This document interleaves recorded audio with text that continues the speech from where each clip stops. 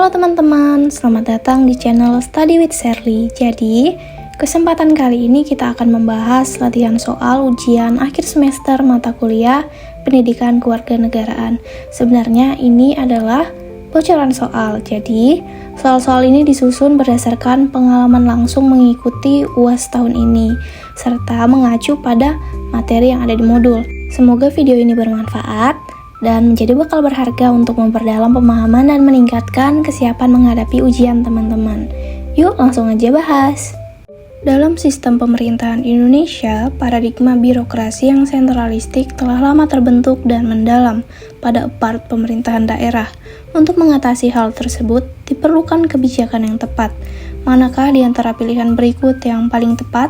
Sebagai solusi untuk mengurangi dampak sentralisasi birokrasi di daerah, A. Memberikan kewenangan kepada pemerintah pusat untuk mengatur seluruh kebijakan daerah. B. Menunjuk kepala daerah langsung oleh presiden. C. Mengizinkan hanya konsultan atau akademisi daerah untuk mencalonkan diri sebagai kepala daerah. D. Menyeragamkan semua program daerah dengan program nasional. Jawabannya adalah C. Karena mengizinkan konsultan atau akademisi daerah mencalonkan diri memungkinkan munculnya pemimpin daerah yang memahami kebutuhan lokal secara akademis dan profesional, sehingga mengurangi sentralisasi. Selanjutnya, globalisasi dapat mempengaruhi budaya lokal jika masyarakat tidak memiliki A. Toleransi, B. Pendidikan tinggi, C. Ketahanan budaya, D. Hubungan internasional. Jawabannya adalah C. Globalisasi membawa masuk budaya asing secara cepat dan masif. Jika masyarakat tidak memiliki ketahanan budaya, maka nilai, norma, dan identitas budaya lokal bisa tergerus atau hilang karena terpengaruh oleh budaya luar. Ketahanan budaya adalah kemampuan suatu masyarakat untuk menyaring dan menyesuaikan pengaruh luar tanpa kehilangan jati dirinya. Selanjutnya, salah satu cara untuk mewujudkan pemerintahan daerah yang lebih efektif dan responsif terhadap kebutuhan masyarakat adalah dengan melakukan penataan terhadap A. Aparatur militer di daerah, B. Lingkungan hidup dan sistem birokrasi, C. Kebijakan luar negeri, D. Sistem pertahanan negara. Jawabannya adalah B. Karena penataan lingkungan hidup dan sistem birokrasi akan mendorong pembangunan berkelanjutan serta tata kelola pemerintahan yang efisien di daerah. Selanjutnya, globalisasi ekonomi ditandai oleh A. Semakin banyaknya budaya lokal yang ditinggalkan, B. Perdagangan antar negara yang semakin terbuka, C. Menurunnya tingkat konsumsi masyarakat, D. Penggunaan bahasa asing dalam kehidupan sehari-hari. Jawabannya adalah B.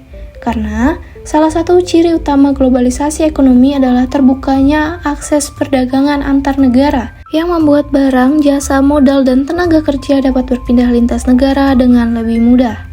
Selanjutnya, penerapan sistem birokrasi modern secara konsisten di daerah penting untuk dilakukan agar A. Pemerintah daerah lebih bergantung pada pusat, B. Pelayanan publik di daerah lebih efektif dan transparan, C. Semua urusan diserahkan kepada pemerintah pusat, D. Pemerintah daerah dapat mengabaikan peraturan nasional.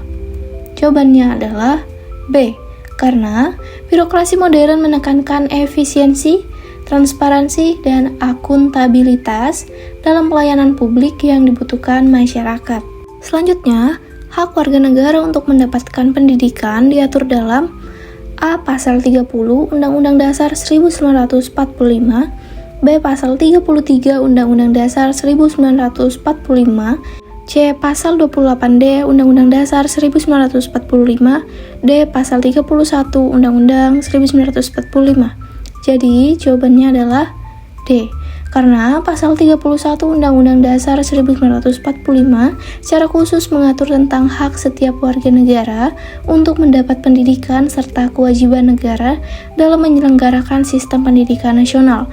Pasal ini juga menegaskan bahwa pemerintah wajib membiayai pendidikan dasar tanpa memungut biaya.